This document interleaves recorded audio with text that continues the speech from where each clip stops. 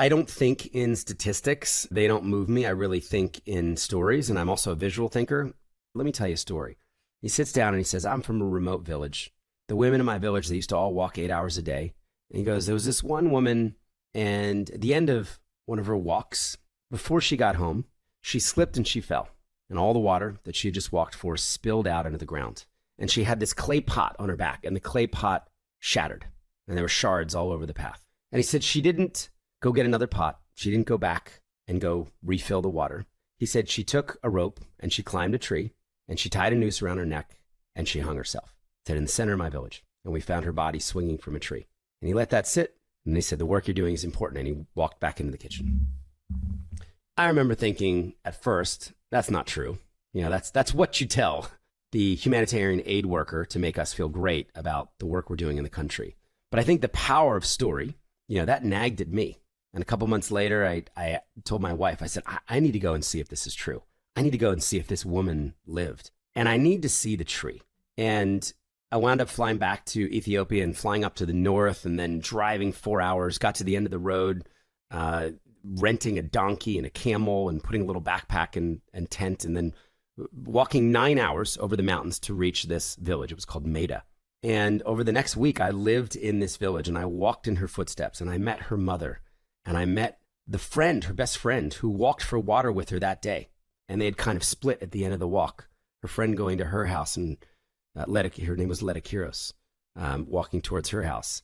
And what I didn't know until I lived in this village was that she was 13 years old when she died. I was imagining someone towards the end of her life when she was described to me as a woman. She was a teenage girl. And I saw where she got her water. I visited her grave. I talked to the priest who gave her ceremony. I interviewed her friends who told me what she was like. She had vision. She wanted to get out of this village. She wanted to become a doctor, a nurse to help people. And I remember just standing next to the tree, which was this frail little tree, and there was a dirt path that ran next to the tree, you know, imagining a 13-year-old girl's body hanging with a noose around her neck and water, you know, off in the dust and shards of clay pot. And it angered me. I came back, you know, with a driving desire to do more, because kids shouldn't be hanging themselves because they were born in a village without water. And I remember, you know, the last thing just about this story, what struck me, you know, as I thought of, well, this is a tough story. You know, how do I almost need to be careful telling the story, but I asked her best friend, I said, why do you think she took her life? And her friend said, you know, this is through a translator in the local language, Tigrinya.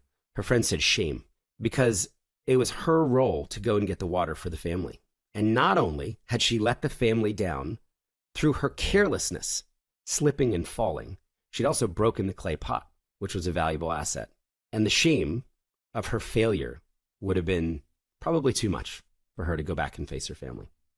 So there's statistics, and then there is the story of a real life person who's just one of those 703 million people that certainly resonated with me. I was able to connect to the idea of shame. I was able to connect to futility, to a situation that you just don't know how to get out of. So you just have to keep doing it every single day.